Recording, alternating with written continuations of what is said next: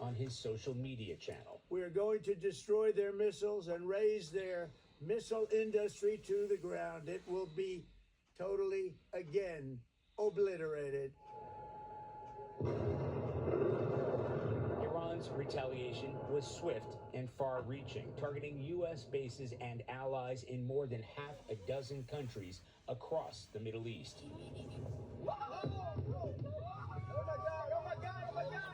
Cell phone footage captured explosions near the headquarters of the U.S. Navy's Fifth Fleet in Bahrain. And as night fell, Iranian drones slammed into residential high-rises in Bahrain's capital, setting apartments ablaze. Iran went after other soft targets across the region too, hitting upscale tourist neighborhoods in the United Arab Emirates and striking Dubai Airport, a major travel hub. In neighboring Qatar, residents in the capital Doha ran in terror as part of a missile dropped from the sky before exploding on a street filled with people. While in Israel, emergency first responders worked into the night at a scene of a strike that destroyed homes, killing one and injuring at least 20. Iranian attacks like that have continued throughout the night, and President Trump has vowed the U.S. will continue too, saying heavy and pinpoint bombing will continue uninterrupted through the next week or however long it takes to get peace in the Middle East. His words. Tony? Charlie, thank you very much. This attack came as a surprise to many because nuclear negotiations had been set to resume on Monday, and Secretary of State Marco Rubio had been scheduled to arrive in the region at that very same time as well. So what changed, or was all of that a diversion? Let's go to CBS News White House correspondent Weijia Zhang for more on this. Weijia, what are you hearing?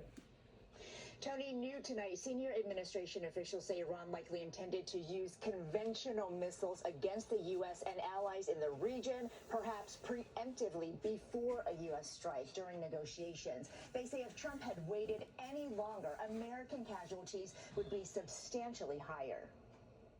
President Trump monitored the strikes from his Florida resort with top aides and announced them to the world on social media at 2:30 in the morning.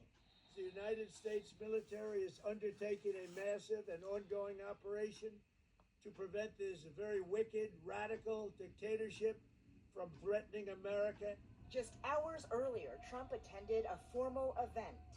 We gotta go work. I gotta go to work. And indicated negotiations to find a diplomatic solution with Iran were not going well. I'm not happy with the fact that they're not willing to give us what we have to have. Trump wanted Iran to fully dismantle its nuclear program, stop enriching uranium, and limit its ballistic missile program. But Iran refused, just as it has for decades and decades.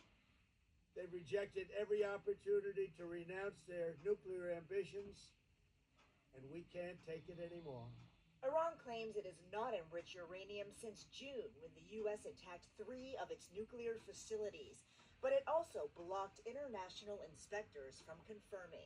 Today, Trump worked the phones with world leaders, including several from the Middle East. As they wait to see the extent of Iran's response, Trump sought to set sober expectations. The lives of courageous American heroes may be lost, and we may have casualties. That often happens in war. He has started a war, and it has eerie similarities to the way Iraq began.